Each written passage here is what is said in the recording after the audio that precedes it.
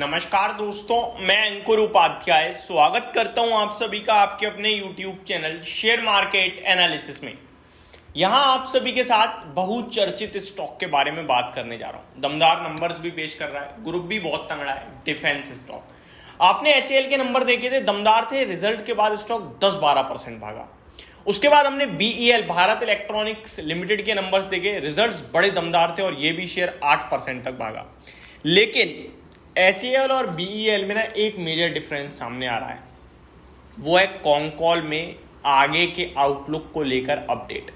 अगर आपकी पोर्टफोलियो में HAL का शेयर है और आपकी पोर्टफोलियो में अगर BEL का शेयर है, तो इन दोनों में से एक स्टॉक ही आप पिक करना चाहते हो, तो कौन सा हो सकता है उसको समझिएगा। देखिए, मैं आपको क्लियरली बोलूंगा, HAL और BEL में जो सबसे बड़ा डिफरेंस नजर आ रहा है ना इस समय, वो है आगे को लेकर आउटलुक। BEL के नंबर्स भले ही दमदार थे, लेकिन मार्जिन, रेवेन्यू, प्रॉफिट एक कांस्टेंट, एक नॉर्मल ग्रोथ थी। लेकिन HAL में एक एक्स्ट्रा स्पेशल आपको ग्रोथ दिखी। मार्जिन 15% बढ़कर आ गई, मुनाफा एबिटा लेवल पे 82% बढ़कर आ गया, तो वो एक अलग ही लेवल की ग्रोथ थी। आगे को लेकर HAL ने गाइडेंस भी दमदार दे दी, लेकिन BEL की गाइडेंस मुझे उतनी दमदार नहीं दिख रही है।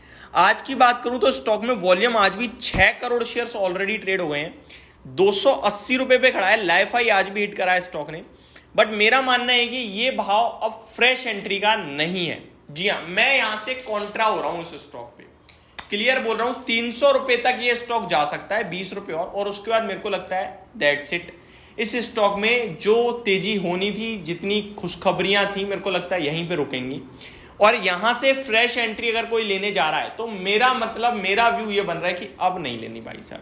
क्यों नहीं लेनी? क्योंकि देखो, वन साइडेड पहले तो स्टॉक 230 रुपीज से 280 हो गया है, ठीक है। वन साइडेड 60 रुपए की रैली है ऑलमोस्ट। दूसरी बात, कंपनी ने आगे को लेकर कुछ ऐसा आउटलुक नहीं दिया कि तोड़फोड़ करेगी कंपनी। ये तो जो हो रहा है वो तो हो रहा है, आगे तो और दमदार होगा, तो बैठे रहो आप। ऐसा आउटलुक नहीं मिला है मेरे को कंपनी के रिजल्ट्स में। अब मैं आपके साथ भी वो रिजल्ट आउटलुक डिस्कस करता हूं जो कंपनी ने आज सामने रखा है कॉन्कॉल में। कंपनी ने कहा है कि आगे 25,000 करोड़ तक के ऑर्डर FY25 में मिल सकते हैं। नॉर्मल है, कंपनी ऑलरेडी 30,000-25,000 करोड़ के ऑर्डर उठा रही है, तो पहला गाइडेंस सिमिलर है, ऐसी कुछ खास नहीं है। दूसरी गाइडेंस में कंपनी ने कहा है, company executive says targeting revenue growth of 15% in FY25, यानी करंट वित्तीय वर्ष, करंट फाइनेंशियल ईयर में 15% की रेवेन्यू ग्रोथ है। अगर मैं लास्ट ईयर चेक करूं, वो भी ऑलमोस्ट 15% की ही थी।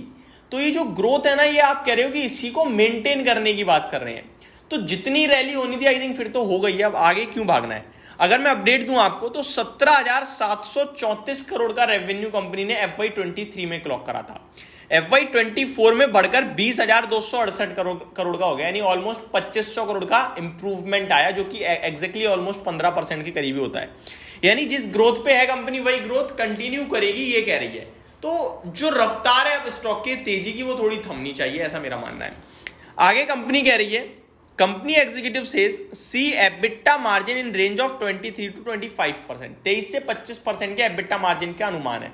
कंपनी ने जो FY24 में दिया है वो 25% के मार्जिन ही दिए हैं, यानी कि जिस रेंज का अनुमान है उसका हायर बैंड आपके लिए FY24 में आया है।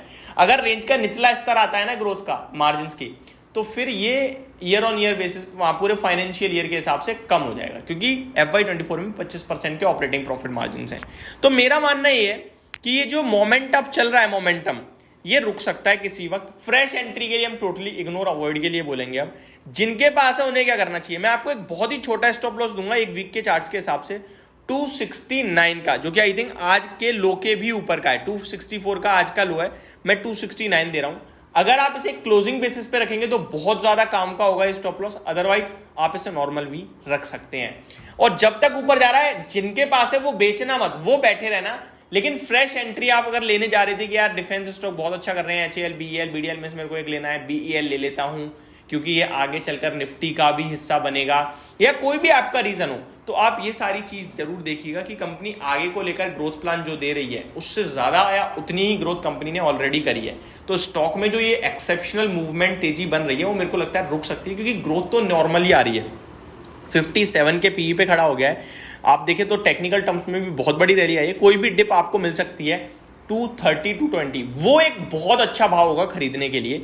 इस भाव पे मैं आपसे नहीं कहूंगा। बाकी आज हो सकता है 285 भी हो जाए, 290 भी हो जाए, तो हमें बेचना नहीं है, हमें लेने का सही भाव दिखा दिया 220 के करीब है। और जिनके पास है वो 269 रुपीज के स्टॉप लॉस से बने रहें। एग्जिट के लिए किसी को नहीं बोला है। मैं लास्ट में अपडेट दे दूं कि मेरा व्यू क्या है। मेरा व्यू है कि मैं फ्रेश एंट्री लेने जा रहा था तो मैं नहीं लूंगा। इन्वेस्टमेंट का मेरा भाव 220 का होगा, बहुत अच्छा लगता है वो भाव। ट्रेडिंग पर्पज से मैंने बात नहीं करी है। जो ऑलरेडी इन्वेस्टर्स हैं वो बैठे रहें, जो पोजिशनल या स्विंग ट्रेडिंग के लिहाज से लिया था वो 269 का स्टॉप लॉस लगा के अभी भी कैरी करें।